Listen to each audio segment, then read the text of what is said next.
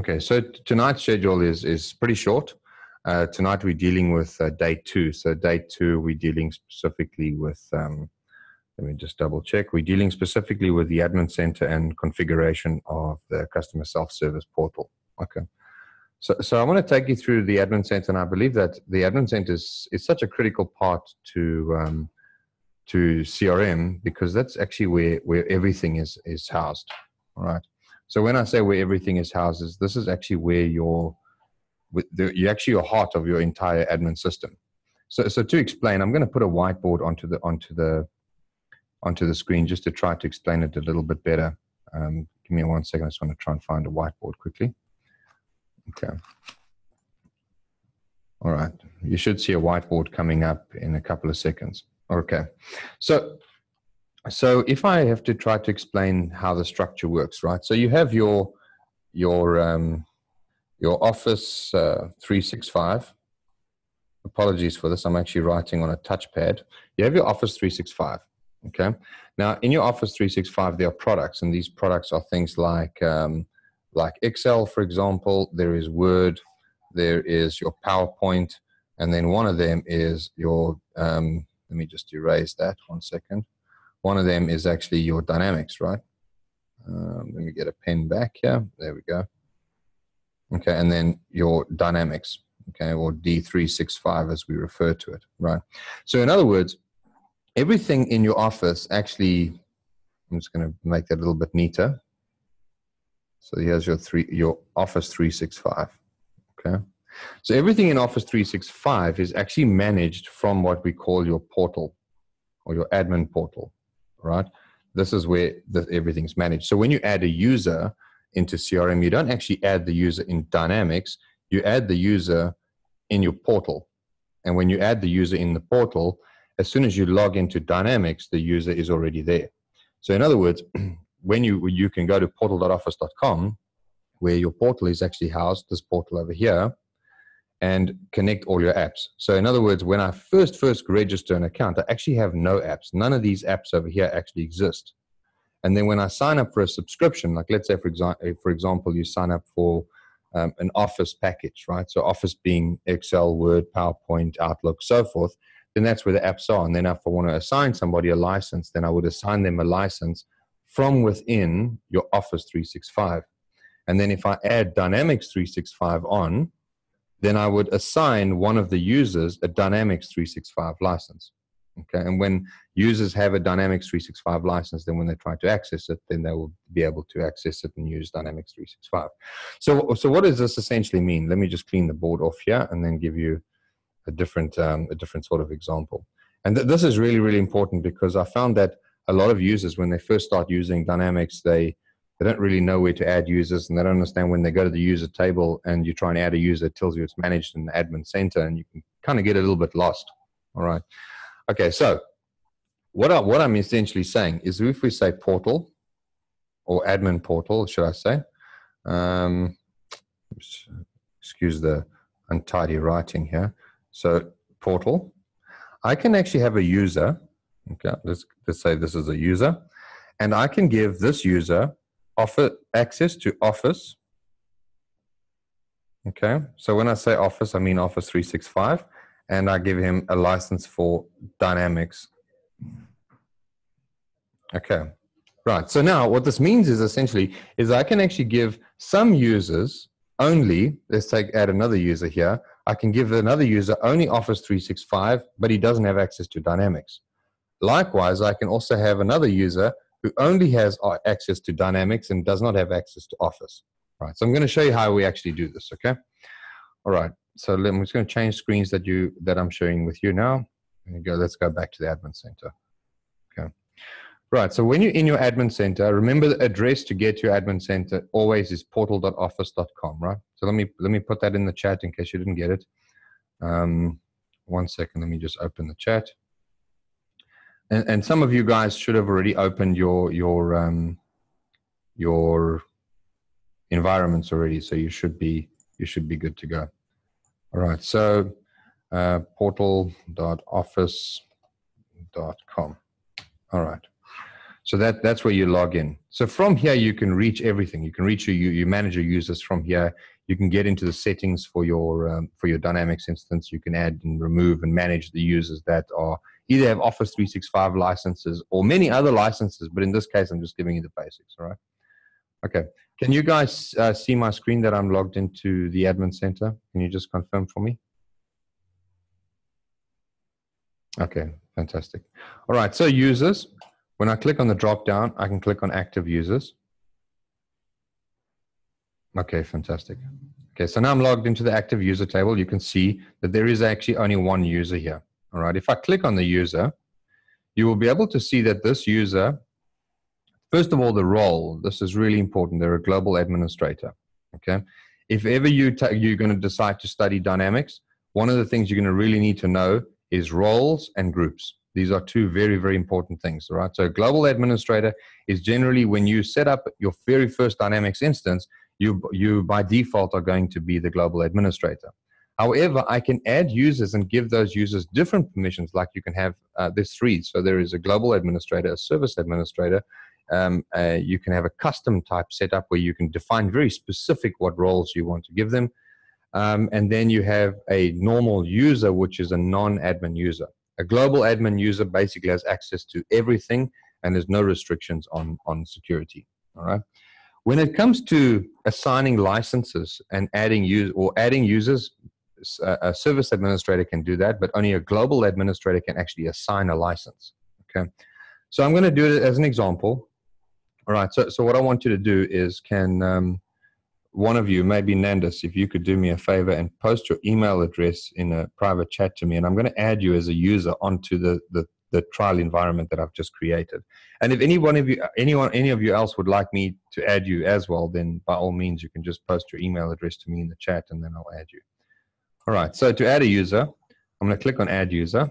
I'm going to put in their name, so N-A-N, Nandis. Let me just get the correct spelling of your surname there for a second. 1 second. There we go. K-U-I-L-D-E-R. Okay. K-U-I-L Kelder. All right. And then display name, it'll copy. And then I'm gonna give him a username, and I'm just gonna give him his username as Nandis. Oh, what is that? That's not right. Okay, copy. Paste. I'm going to have to retype it. It doesn't want me to copy it, right?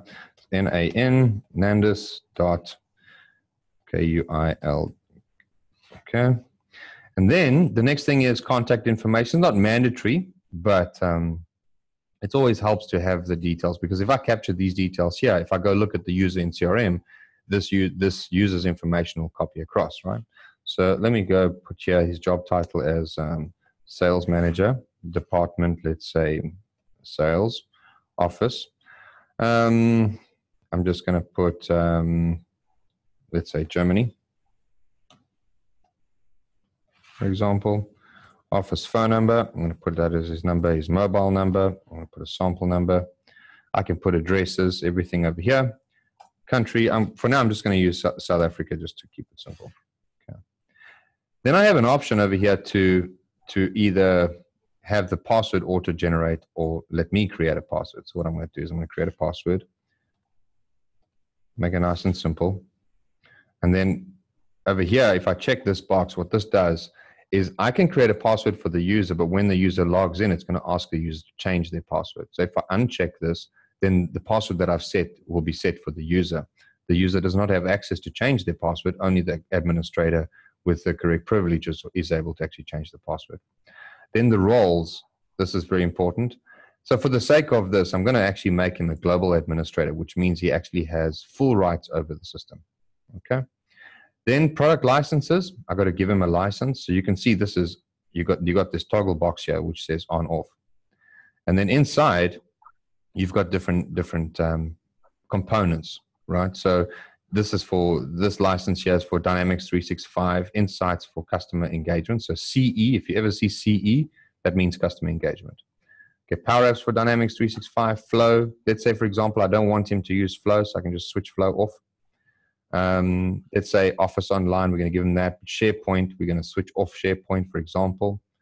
Project online, let's switch off project services, project online client. So I can actually choose which components I actually want him to have. And then I'm just going to click on add. All right. Okay, so it's forcing me to give him SharePoint. I'm going to do that. I think the reason why it's forcing me to give him SharePoint is because it's a required component. All right. So SharePoint, let's give him that one. And that should do it. Okay, great stuff. Now it's asking me, do I want to email or send the password to myself? So I'm going to uncheck that. All right. And then I'm going to copy this username. And then I can click on close. Okay, now you can see the user is created. Okay, so all I simply need to do now is go to the user and send him, I'm going to send him a private chat with this link. All right, and that's going to be his username. And then the password I can send him directly. Now, if he logs in, at this stage, the user may not actually have any functions, and I'll tell you why. Let's go and actually check that out. All right. So what I want to do is I want to go over to my settings and go and find this user. Right? So if I go to my advanced settings on this side, I hope you saw where that is, where I went. I clicked on the little gear here, and then I clicked on advanced settings. Okay. I'm just waiting for my screen to load. Is there any questions that you guys want to ask in the meantime while this is busy loading?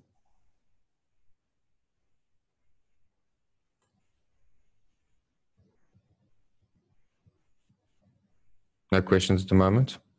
Okay, fantastic. Everyone understands so far, right? It's not so bad.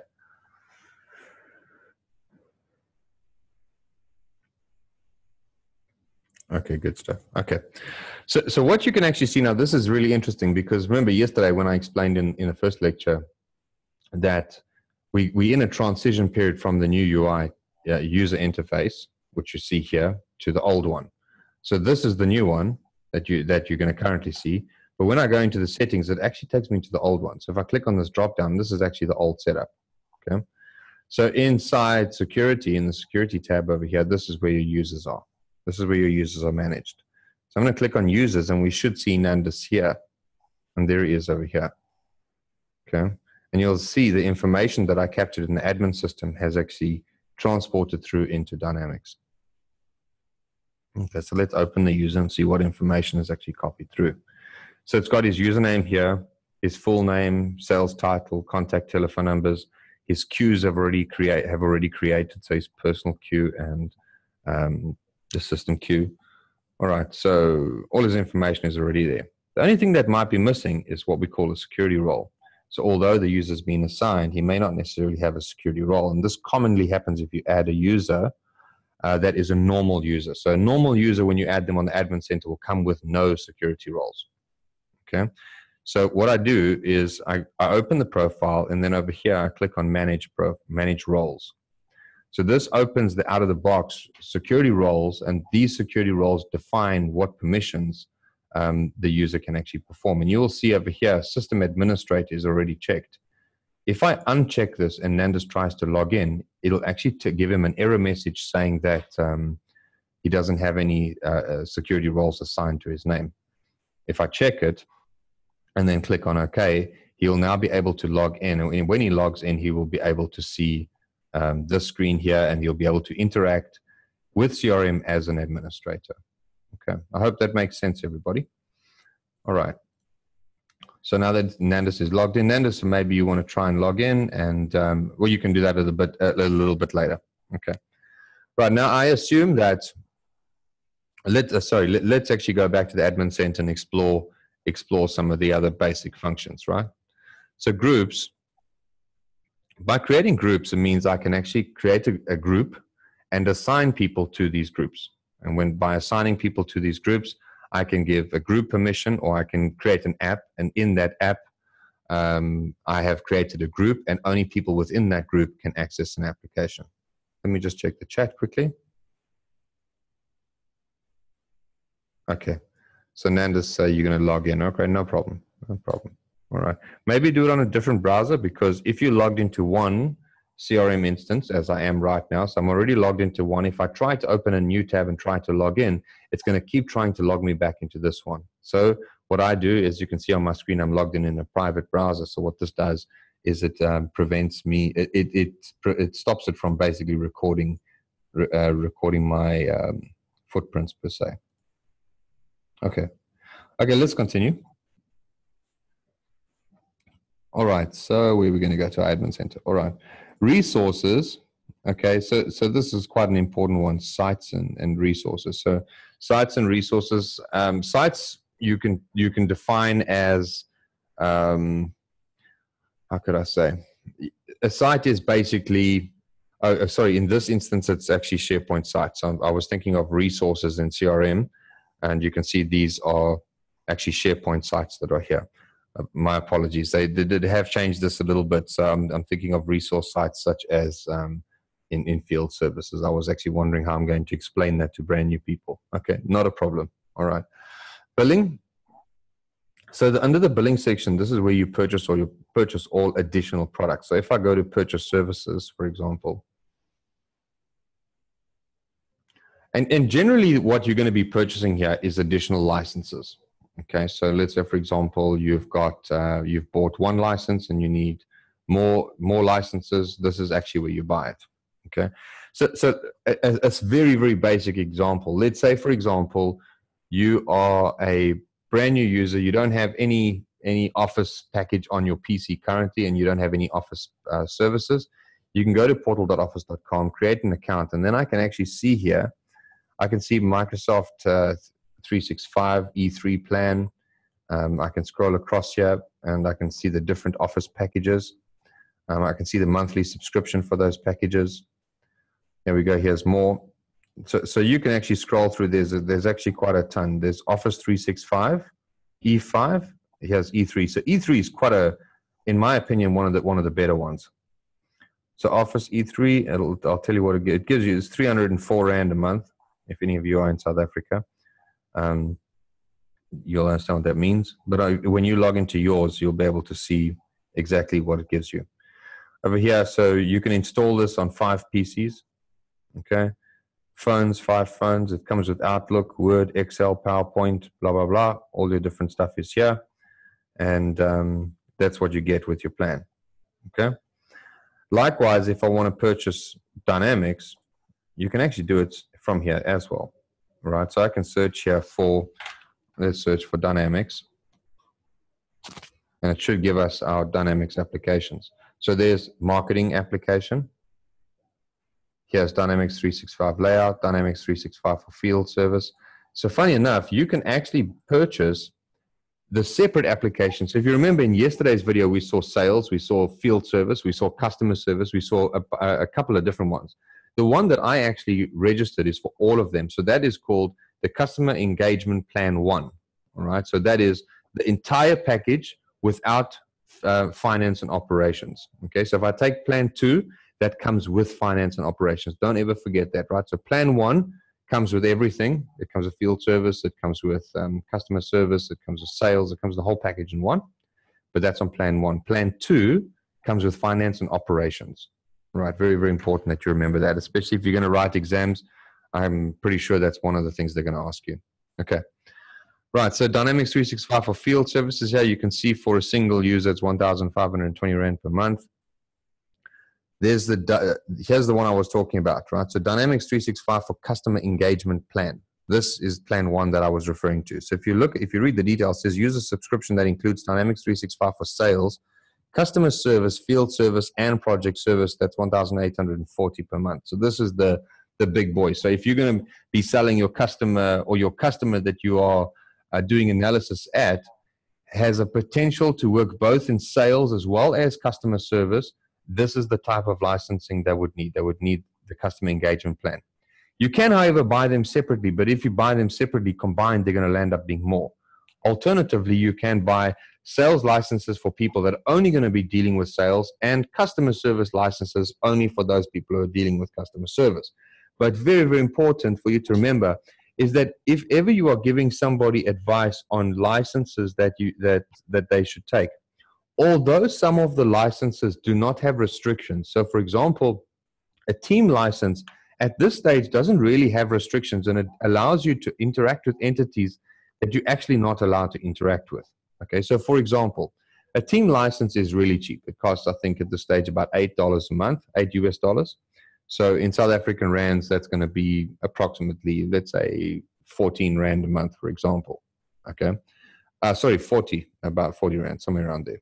Nevertheless, when I give this person a license, the license for a team is essentially designed for somebody who is going to be viewing reports and doing very little work in CRM. They're not really creating any records.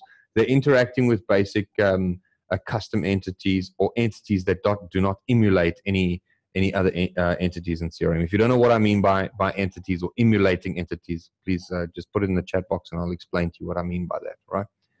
But a team license, although when you log in, you do have access to customer service and sales, it's very important that you advise your client that if they do try to interact with customer service or sales entities, they do stand a risk of Microsoft withdrawing their license. So we don't ever want that to happen. My apologies, my phone rang there. Okay, so let's continue. All right, so if I have a situation where I've got sales agents, agents that are dealing specifically with sales, they create leads, they create accounts, they create contacts, I can buy them a sales license only. And you just go and you scroll through here and look specifically for a sales license. There we go. That's AI for sales. That's for customer insights. But you can scroll through it yourself in your own time, and you can actually go look for the actual Dynamics 365. Here we go. Dynamics 365 for sales professional. And there we go. You can see the price is slightly lower. And then you also get Dynamics 365 for customer service. This is the one over here for customer service. So that's even lower. But the two combined, you'll end up paying a lot. So it's better to just give your customer the full package. Okay. I hope that makes sense, guys. So it's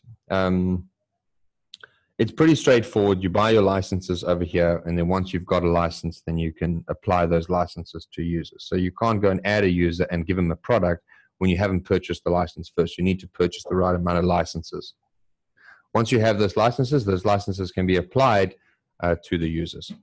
Okay, so products and services, let's go there. Yes, and Microsoft wants you to rate their awesome service all the time. Okay, so products and services, this shows your existing products and services that you currently subscribe to, all right? So if you see over here, it says Dynamics 365 for customer engagement plan trial. All right, so it shows that I'm currently in a trial state. It shows of my licenses, I have 23 licenses available. So in your trial, it gives you 25 to play around with. I can immediately click to purchase my subscription. I can also extend my trial. So your trial comes with 30 days. And if I want to extend that trial, I can extend the trial, but it may ask you for credit card details to extend the trial. All right. Okay. Right, licenses. If you go under licenses, that'll show you all your license information. So it shows me what licenses I've purchased. So if you purchase, let's say, a whole bunch of different licenses, you got licenses for E3 for Office, E3, E1, E5. You got Visio licenses, Flow licenses, or a whole bunch of different licenses. The list will show over here. What you're most important, what you got to have a look at is how many are valid licenses. Are there any that have expired?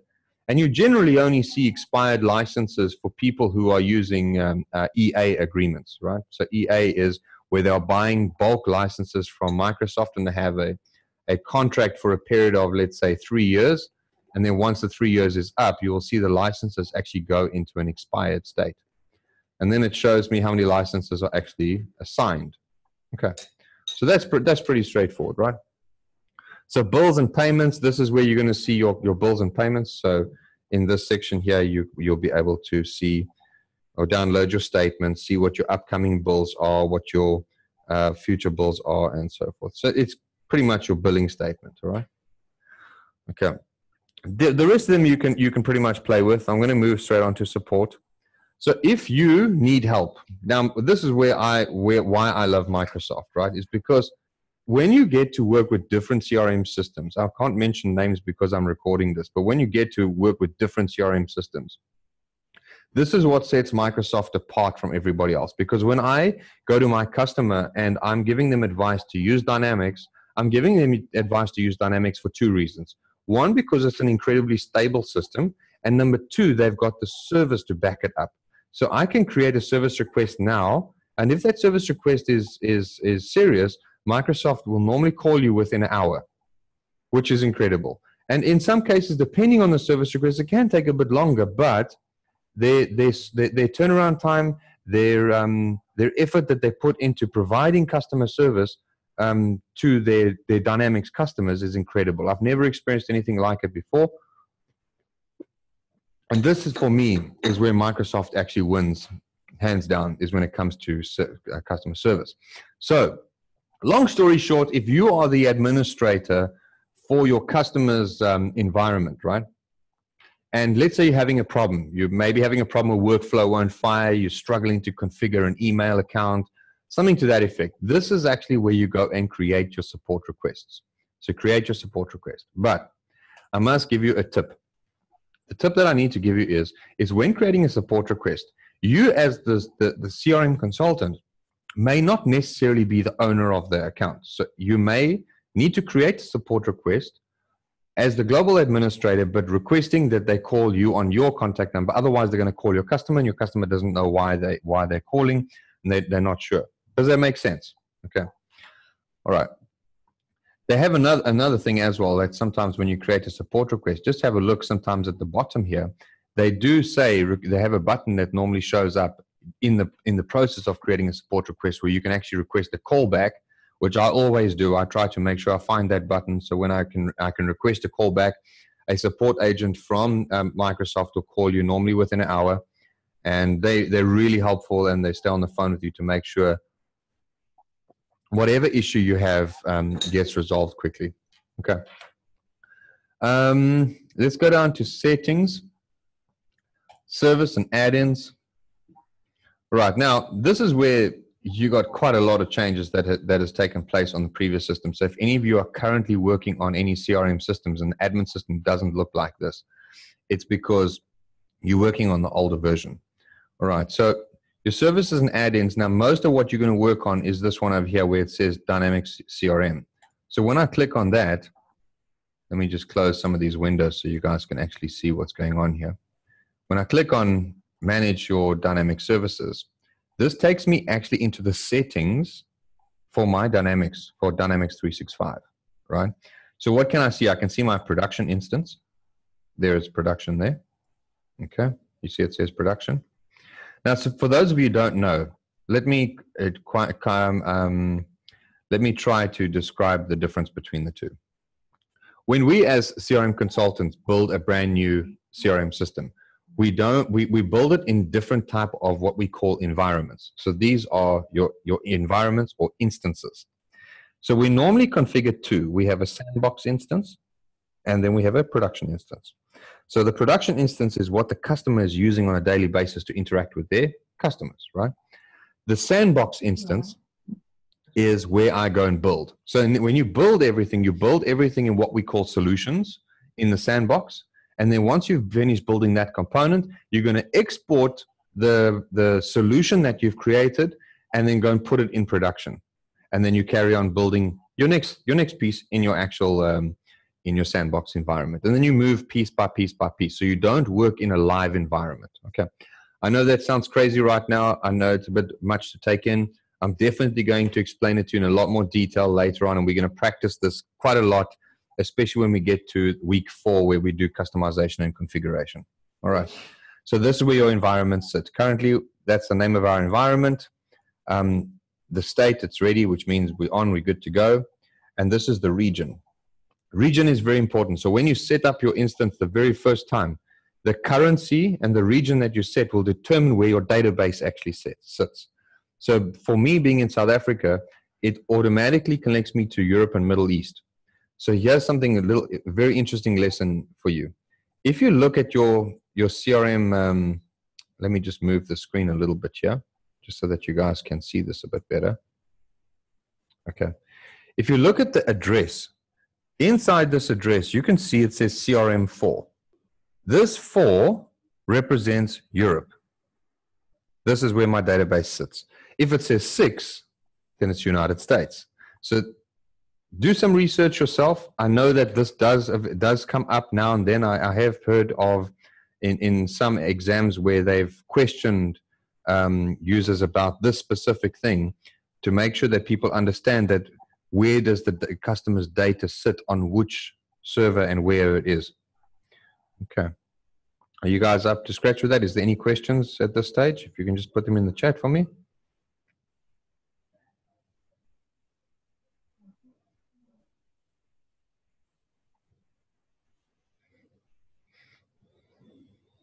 Okay.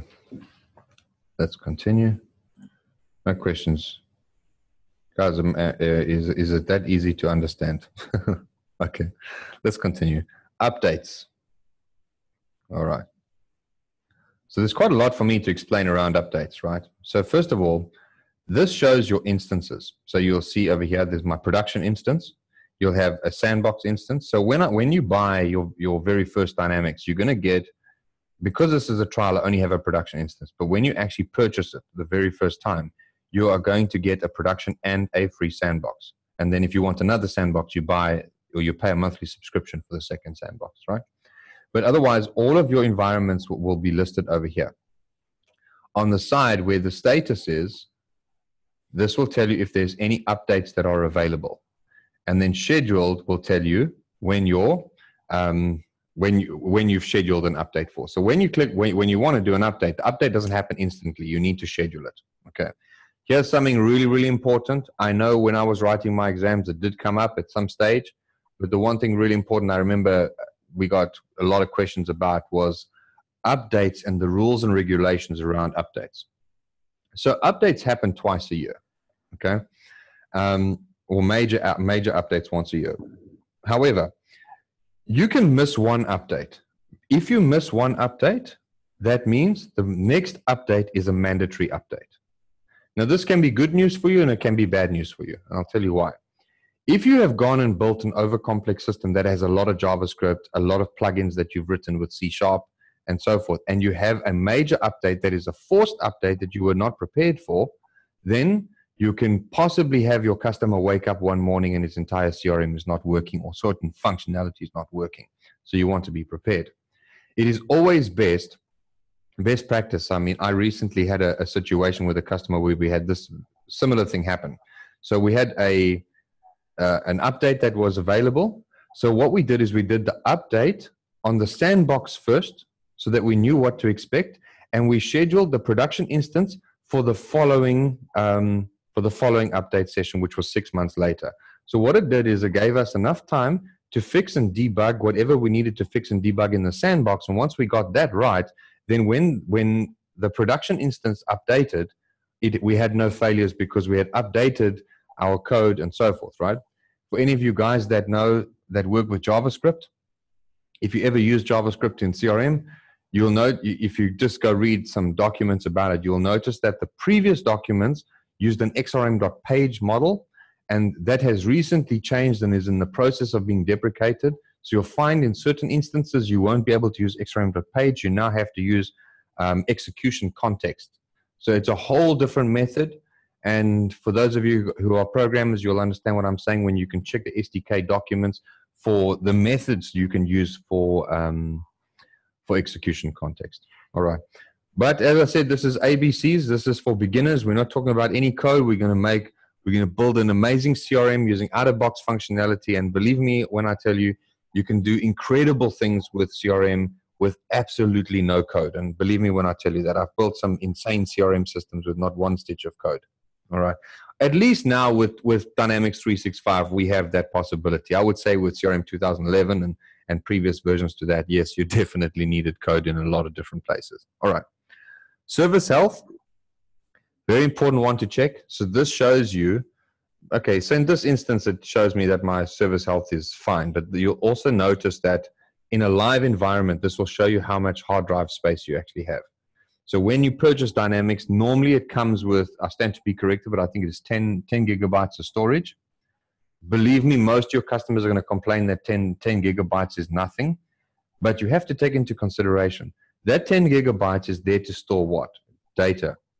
not files. It's storing data. So data doesn't actually take up that much space. And 10 gigabytes of data is an enormous amount of CRM records. Okay. If your customer is going to be storing a lot of documents and photos and contracts and so forth, then you enable OneDrive or SharePoint or what we call Azure Blob Storage. Then your data cost is much lower, and you're able to store a lot more information at a lot cheaper. Okay, all right. But we'll get into that a bit later. Backup and restores. If we click on this, let me just check. It's taking some time to okay. So your system will run backups automatically. All right. So I think it's every 12 hours it'll run a backup. All right. But I can trigger a backup immediately. So I select the instance of CRM, and then I can click on New Backup, give it a name, say I like to use the word BUP for backup. All right. And then I'll give it a date, let's say 11/06/2019. So what am I backing up here? I'm actually backing up my customization, configuration, and system data in terms of my data for my CRM records. So if anything goes wrong with the CRM, I can request for Microsoft to help me restore my system with one of these backups. Backup, this is a demo for backup, right? Okay, brilliant. And then click on create. And then in the background, it'll go and run and create a backup of my system. Okay. Cool, and there we go. It's in the status there is creating. Another thing they really like to ask a lot when it comes to exams is they love to ask about statuses. So for example, I've now created a backup of this Dynamics instance, and it's currently in a creating state. So they'll ask you, when you create a backup, what is the first state? It's in a creating state. Once it's completed, what's the next state? Once it's available, what's the next state? So make sure that you take time to learn the different statuses that different environments are in, because sometimes you will find that they ask you a lot about, when it comes to especially CRM records, they'll ask you a lead. Is a lead qualified, won, or lost, or whatever the case may be?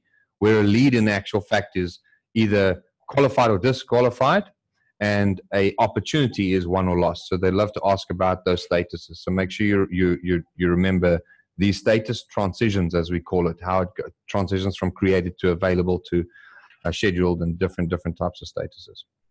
Okay, so under your applications tab, so generally, once you deploy Dynamics the first time, under your Applications tab, most of your core components would have already been deployed. So you can see ABC for Dynamics, so that's what we called our portal. It's currently in a configured state, but if you remember yesterday when we deployed Dynamics the very first time, it actually wasn't on, and we had to go and configure it, and we had to tell CRM that we wanted it. You have the LinkedIn connector for lead generation. You can see it. This current status is not configured. You say, I can go and click on manage and then go and configure it. A marketing application, you can switch that on. Sales insights, you can go and switch that on. So some of your applications are not deployed out of the box. The very last one here is voice of the customer. So this enables you to be able to collect survey data and run surveys with your customers. And it's actually quite an incredible application. However, a little bit complex to configure. And from what I understand, this application is actually being deprecated, and they are releasing a new version, which I hope is going to be a lot simpler. But basically what it does is I can create a workflow that sends an email to a customer, and then inside the email will be a button that the customer can click on. They can complete a survey. And then I can program in logic to say, if the customer selects let's say option B for question 1, then I wanted to create a support case. And when the support case is created, I wanted to trigger an email to the customer to say, thank you for your feedback on the survey. We've created a support request, and the customer service agent will be in contact with you. So what it does is it is the true sense of customer engagement. In other words, I can reach out to my customer, automatically create records, and the system will manage that two-way conversation backwards and forth. And this is just done with a simple survey. All right. So it's going to be quite exciting to see what Dynamics releases in its newer version of Voice of the Customer. Okay. All right. So let's go back to the admin system. We're almost out of time. And then let's just complete what's left in the admin system. All right. But guys, definitely you need to log into your trial environments, go and play around with it, go add your whole family, your dog, your cat, everybody as users, and play around with it. What I want you to do is add users onto CRM, but don't assign those users permissions, and then try and log in with those usernames and passwords so that you get to see what those errors are. Because working as a CRM consultant, you're going to be confronted with these errors all the time, and you need to understand what these errors mean. And sometimes the errors that CRM will give you may not really even make sense. So for example, if I don't assign somebody a security permission, as soon as I log in, it pops up with a gray screen that says something about the user security roles. So you need to be able to debug and respond to these types of requests that users send you. All right. To wrap up, in the setup section, okay, so setup section, often you're going to have customers that are going to ask you for custom domains. So for example, if a customer wants to install their own domain, so remember your portal has whatever you called it, .microsoftcrmportals.com, right? So that's what your portal's address is. But if you don't want your portal address, let's say, for example, your company is called ABC Transport. So if I want my portal to be abctransport.co.za or abctransport.com, I need to come and install my domain over here. So before you can install your domain here, you need to verify your domain. So to verify your domain, it is not straightforward. If ever you guys get into that situation, you can contact myself. You can post a message in our ABCs for Dynamics group, and I can assist you. Or alternatively, you can just create a support request, send that to Microsoft, and they will actually call you and walk you through the process. It is complex in the sense where you need to change the MX, TX, and CNAME records. So what that basically does is it diverts the DNS or your Exchange server through your CRM. So in essence, what that means in English is when I create new email addresses, I'm actually going to create the email addresses inside Office 365. And once your emails are verified inside Office 365, you'll be able to send emails from CRM as well as receive emails directly in CRM. Okay, so that's very important. That you'll definitely get requests for that all the time. Okay, and then the reports. This is about your system usage, and then health. Let's go to the service health indicator, and we can go check that out. Okay, so this just tells me my general system health. Is everything okay? There's no issues, and you can see our environment is running, as we say in South Africa, going like a Boeing. All right. Lastly, I want to open the portal. So yesterday, remember in our day one schedule, we configured a portal, right? So here we set up a portal. So let's actually go and open our trial portal. Okay. So if I remember correctly, the URL for our portal, let's say I can't remember it, and now I want to know where this portal is, right? So I'm going to go to my applications tab here, and then ABCs for Dynamics, I can go click on manage. And truthfully speaking, I actually can't remember what the domain was. So I'm just going to go search for it in the settings. And then in the settings, I'll be able to get the base domain. And the base domain is your default domain that your portal is deployed with. And then I can go and create a custom domain. And where do I create the custom domain? Exactly the same way where I showed you in the admin system. You go and create your custom domain over there. And then I can go and add and configure the custom domain in my portal so that I have an address. So like, for example, you see this domain, dynamics.microsoftcrmportals.com, right? Click on that. That's my base. So when I say base, it's your base URL.